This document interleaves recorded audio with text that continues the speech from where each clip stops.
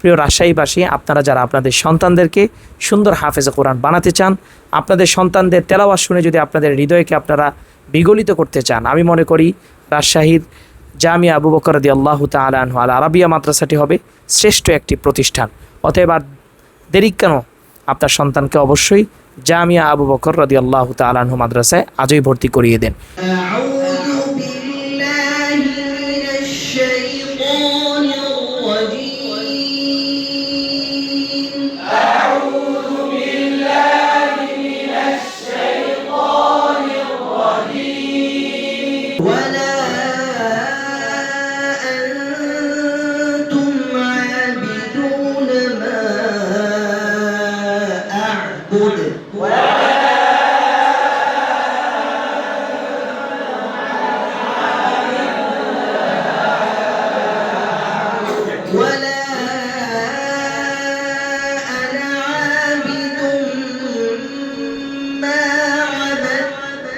আসসালামু আলাইকুম রহমতুল্লাহি ওয়া বারাকাতুহু। সম্মানিত প্রিয় দর্শক মণ্ডলী, আলহামদুলিল্লাহ আজকে আপনাদের সামনে আমি কারি আবু তালহা উপস্থিত হয়েছি একটি মাদ্রাসা সম্পর্কে বলার জন্য।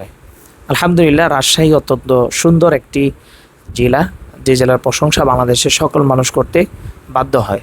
সে রাজশাহীতেই জামিয়া আবু বকর রাদিয়াল্লাহু তাআলা আল আরাবিয়া মাদ্রাসা নামে একটি সুন্দর একটি প্রতিষ্ঠান প্রতিষ্ঠিত হয়েছে। যে মাদ্রাসায় আমি যখন রাজশাহী সফরে গিয়েছিলাম সেই মাদ্রাসাটি আমি ভিজিট করেছি। আলহামদুলিল্লাহ, সেই মাদ্রাসার পরিবেশ দেখে, বাচ্চাদের তেলাওয়াত দেখে আমি সত্যি একেবারে মুগ্ধ হয়েছি।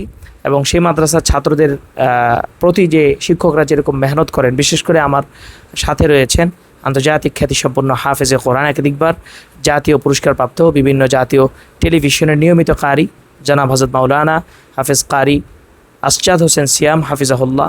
বিশেষ করে হিফজ বিভাগটা তিনি দেখভাল করেন, বাচ্চাদের তেলাওয়াতকে কীভাবে বিশ্বমানের করা যায়। আমি যখন গিয়েছিলাম গত আরও 3-4 মাস আগে, বাচ্চাদেরকে যেই লাহানে বলেছি তারা সেই লাহানি তেলাওয়াত করতে পারে।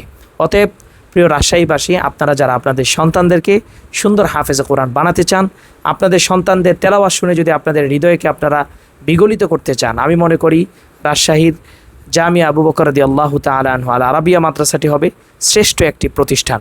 অতএব আর দেরি কেন, আপনার সন্তানকে অবশ্যই জামিয়া আবু বকর রাদিয়াল্লাহু তাআলা আনহু মাদ্রাসায় আজই ভর্তি করিয়ে দেন।